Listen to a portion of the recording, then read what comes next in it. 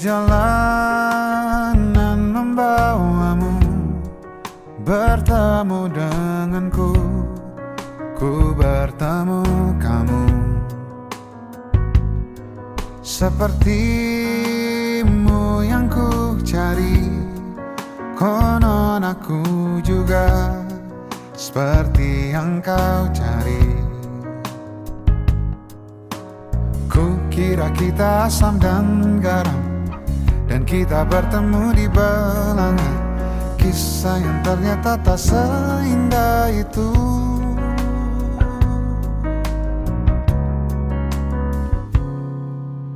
Ku kira kita akan bersama, begitu banyak yang sama, latarmu dan latarku.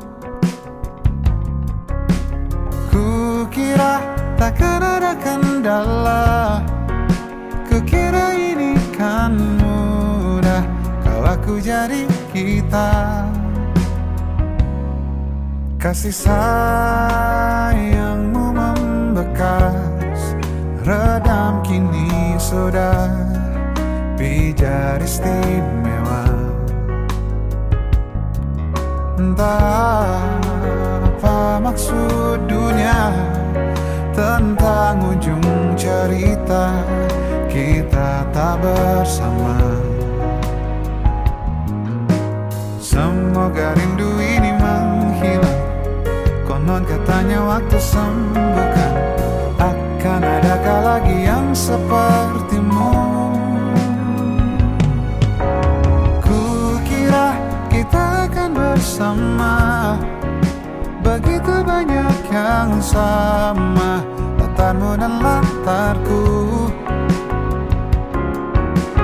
Kukira takkan ada kendala, kukira ini kan mudah, kau aku jadi kita.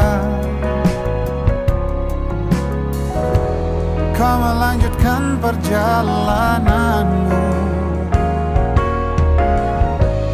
ku melanjutkan perjalananku.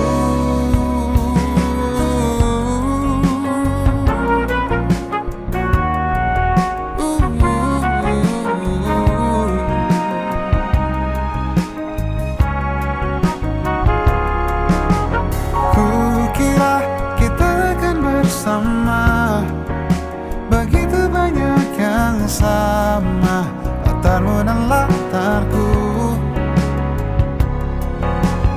Kukira takkan ada kendala, kukira ini kan mudah, kau aku jadi kita.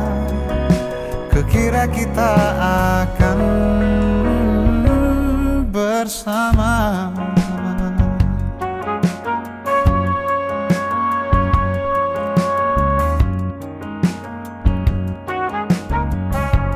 Hati-hati di jalan,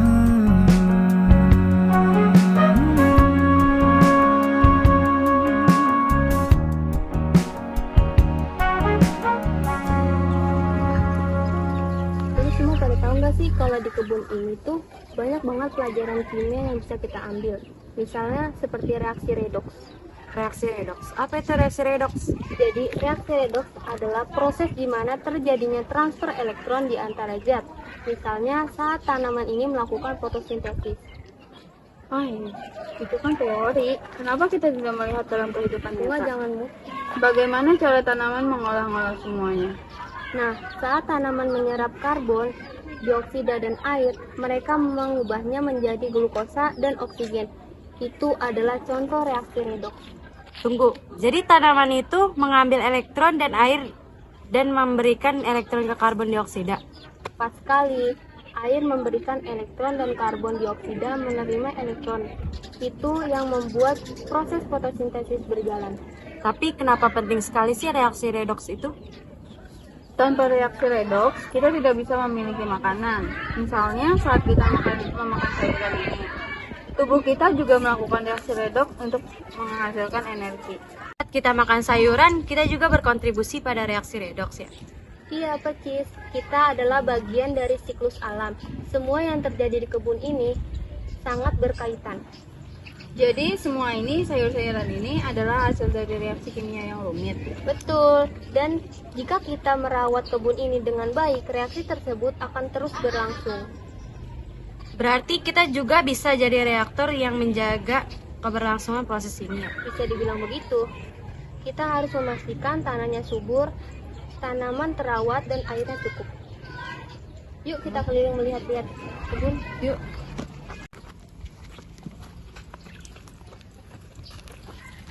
Di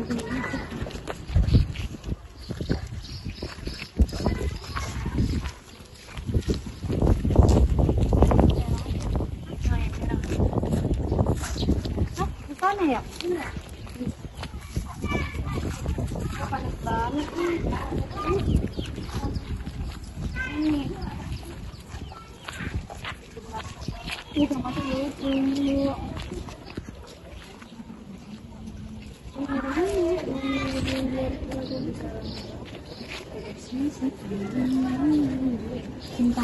Cabut yuk. Ayo. Indri boleh dicabut tomatnya. Udah.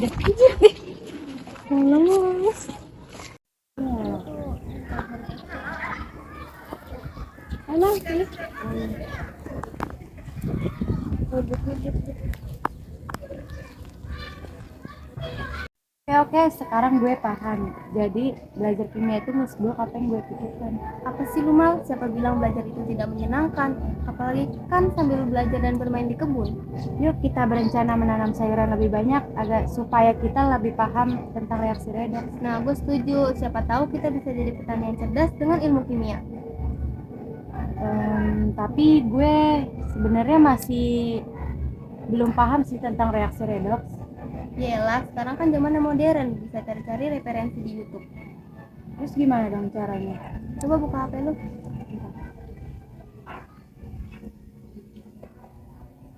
Yuk kita nonton bareng di HP gue. Yuk.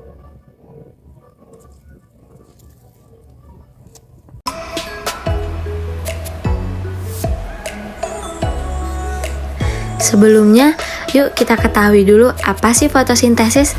Fotosintesis merupakan suatu proses biokimia pembentukan karbohidrat dari bahan anorganik yang dilakukan oleh tumbuhan, terutama tumbuhan berklorofil. Lalu, apa sih pengertian redoks? Reaksi redoks adalah reaksi yang mengandung setengah reaksi reduksi dan setengah reaksi oksidasi dan mengalami perubahan bilangan oksidasi. Bilangan oksidasi adalah suatu bilangan yang menunjukkan ukuran kemampuan suatu atom untuk melepas atau menangkap elektron dalam pembentukan suatu senyawa. Fotosintesis itu merupakan salah satu contoh reaksi redoks. Iya, karena pada reaksi fotosintesis, air mengalami oksidasi dan karbon dioksida mengalami reduksi. Dari reaksi fotosintesis yang terjadi dengan biloks yang telah diketahui, kita dapat melihat bahwa atom karbon mengalami reduksi dari plus 4 menjadi 0. Lalu, pada oksigen mengalami oksidasi yaitu dari minus 2 menjadi 0. Sehingga kita dapat melihat reaksinya seperti berikut. Nah, gimana? Sudah terbuktikan jika fotosintesis itu merupakan reaksi redoks? Sudah dong, karena pada fotosintesis memiliki setengah reaksi reduksi dan setengah reaksi oksidasi, serta mengalami perubahan bilangan oksidasi. Itu kayak gini. Iya. Oke, gue sekarang udah paham. Yuk, sekarang kita balik yuk, udah sore. Yuk kita ke sawah, siapa tahu kita bisa belajar di sana. Yuk.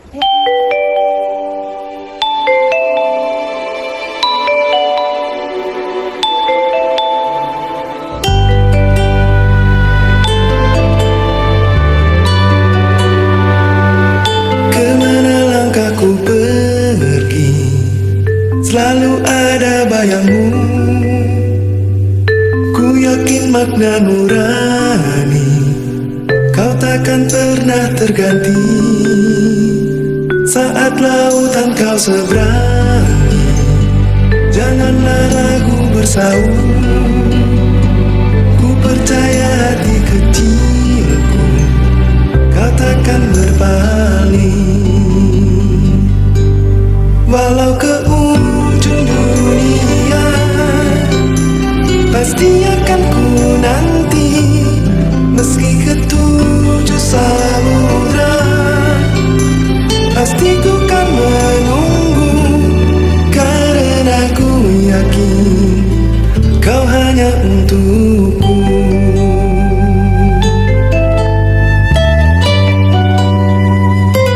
Kemana langkahku pergi, selalu ada bayangmu. Ku yakin makna nurani, kau takkan pernah terganti. Pandanglah bintang berpijar, kau tak pernah tersembunyi. Di mana engkau berada, di sana cintaku. Walau ke ujung dunia, pasti akan ku nanti, meski ketujuh samudra. Pasti ku kan menunggu, karena ku yakin kau hanya untukku.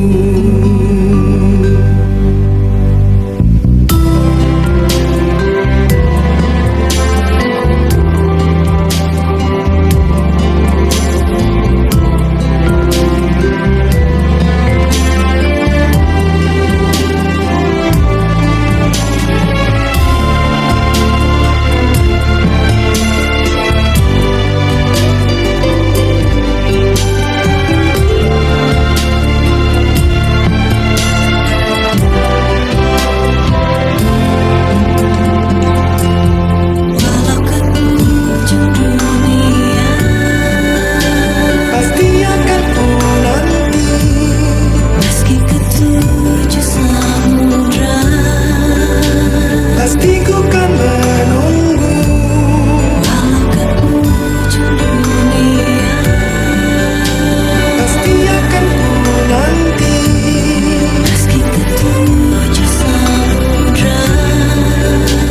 Pasti ku kan menunggu, walau ke ujung dunia. Pasti akan ku nanti, meski ketujuh samudra. Pasti ku kan menunggu, karena ku yakin kau hanya untukku. Karena ku yakin kau hanya untukku, hanya untukku.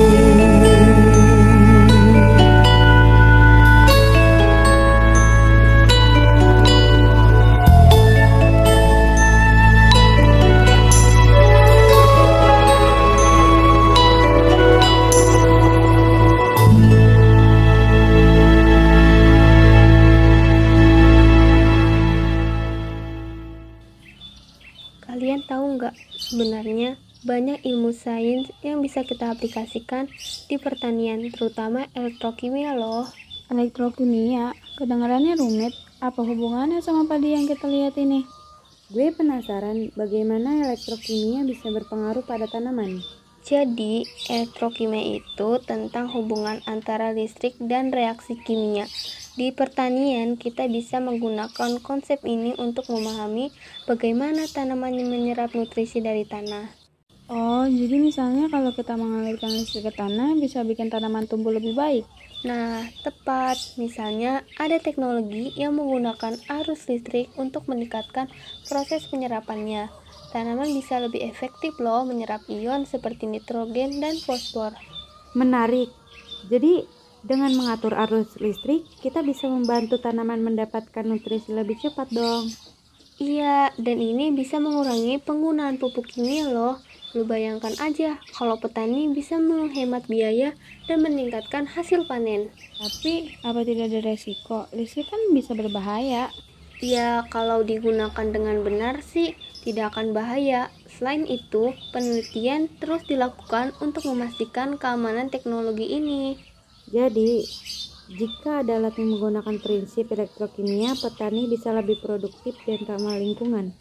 Betul sekali Mala, misalnya alat sensor yang memonitor kelembapan dan nutrisi tanah, Dengan data itu, petani bisa tahu kapan harus menyiram atau memberi pupuk. Teknologi memang luar biasa. Aku jadi ingin belajar lebih banyak lagi tentang ini. Kita bisa diskusikan ini di kelas nanti. Mungkin guru akan tertarik dengan ide kita. Ide yang bagus tuh, kita bisa membawa ini sebagai topik presentasi. Siapa tahu bisa menginspirasi teman-teman lain. Mungkin kita bisa mengunjungi petani di desa ini untuk lihat bagaimana mereka bekerja. Bisa jadi pengalaman seru. Setuju. Kita bisa belajar langsung dari mereka dan melihat apakah mereka sudah menggunakan teknologi seperti itu. Ide yang hebat tuh. Kita bisa jadi jembatan antara ilmu pengetahuan dan praktik pertanian yang baik. Kita rencanakan semuanya, tapi sekarang ayo kita nikmati pemandangan ini dulu.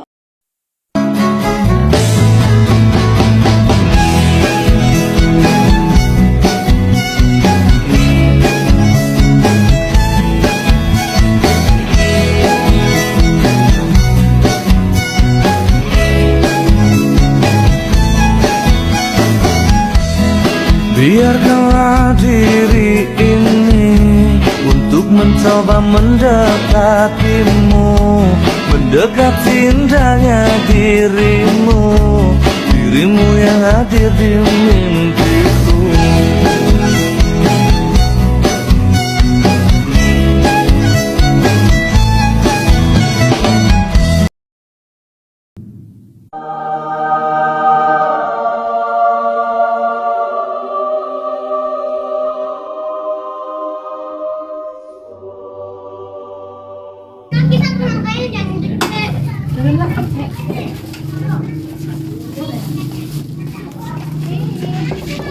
Assalamualaikum, Indri.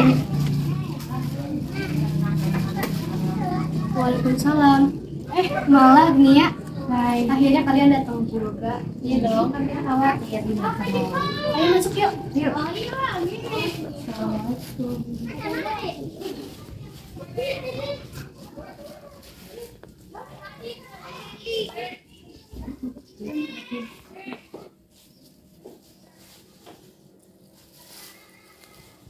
Maaf ya gambarnya berantakan banget. Dia nggak apa-apa.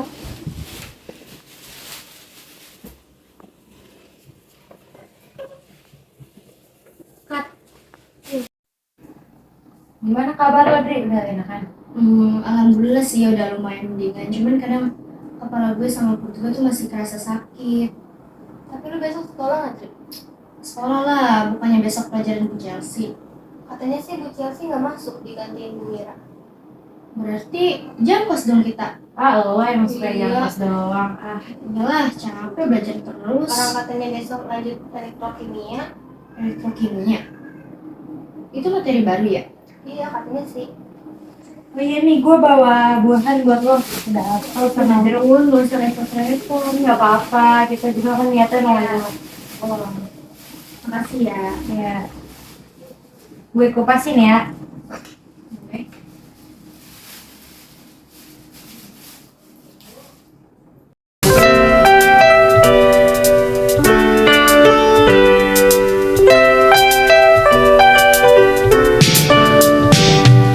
Gampang naik darah, omong tak mau kalah. Kalau datang senang, nona cukup ramah. Bila engkau bicara, persetan logika. Sedikit keras kepala, dasar betina. Ku suka kamu, sungguh suka kamu. Ku perlu kamu, sungguh perlu kamu.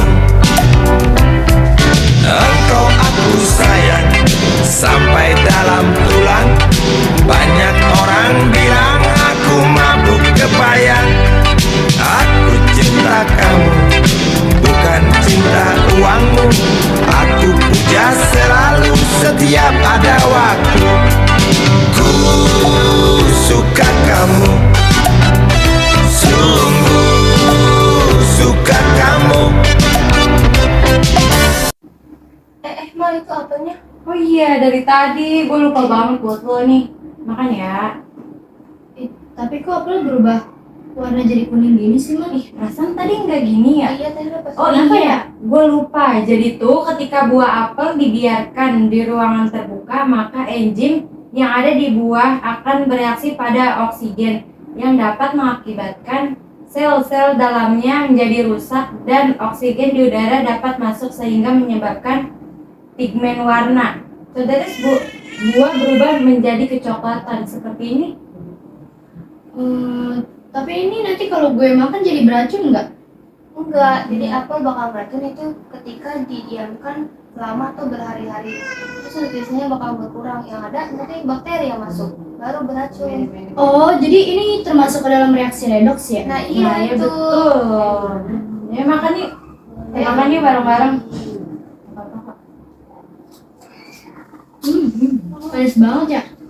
Kayak gue. Pede banget sih lo. Ya ini dong. Langsung lanjut ngobrol. Kalau nggak dikupas. Makasih banyak ya. Gue jadi ngerepotin nih kalian sampai bawa buahan banyak kayak gini. Santai aja sih Mal ya. Iya, nggak apa-apa. Kita orangnya kayak suka khawatiran, apalagi temen. Bisa kemana gak ikut? Kita sih lagi nggak bisa ikut ya. Iya, dia kayak lagi ada problem atau apa. Dia bilang gitu, jadi dia nggak bisa datang. Mungkin kamu pernah mendengar cerita tentang putri salju yang keracunan akibat memakan buah apel dari si penyihir. Dari cerita itu, lalu kita berpikir, apakah buah apel yang dimakan oleh si putri salju sama dengan apa yang sering kita takutkan ketika melihat buah yang sudah berubah warna? Sebenarnya, apakah bagian buah itu masih bisa kita makan? Kalaupun iya, apakah kita akan keracunan seperti yang ada di film-film?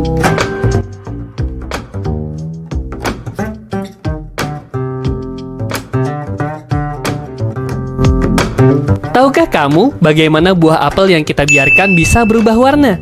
Apakah karena buah tersebut disulap oleh si penyihir? Tentu saja bukan. Buah yang berubah warna terjadi karena adanya reaksi kimia antara senyawa dalam buah dengan oksigen yang ada di sekitarnya. Seperti besi yang berada di ruangan terbuka, lama-kelamaan akan berkarat. Reaksi itulah yang dinamakan dengan reduksi dan oksidasi atau disingkat redoks. Ketika buah apel dibiarkan di ruangan terbuka, maka enzim yang ada di dalam buah akan bereaksi dengan oksigen yang dapat mengakibatkan sel-sel di dalamnya menjadi rusak dan oksigen di udara dapat masuk, sehingga menyebabkan pigmen warna pada buah berubah menjadi kecoklatan. Lalu, apakah kita akan keracunan jika memakannya? Tentu tidak. Namun, jika buah apel dibiarkan terlalu lama atau sampai berhari-hari di ruangan terbuka, maka kandungan nutrisi pada buah juga ikut berkurang. Dan jika hal itu terjadi, bukan nutrisi lagi, melainkan bakteri dan kuman juga masuk ke dalam mulut kita. Bisa-bisa kamu akan sakit perut berhari-hari loh. Nah, sekarang kita sudah tahu kenapa perubahan warna pada buah apel bisa terjadi. Maka dari itu, kamu bisa simpan bagian buah yang tersisa di suhu yang dingin agar dapat mengurangi perubahan kadar oksidasinya. Siapa tahu bisa jadi penolong kamu di akhir bulan ya. Selamat, hari ini kamu tahu satu hal baru. Sampai ketemu lagi di episode berikutnya.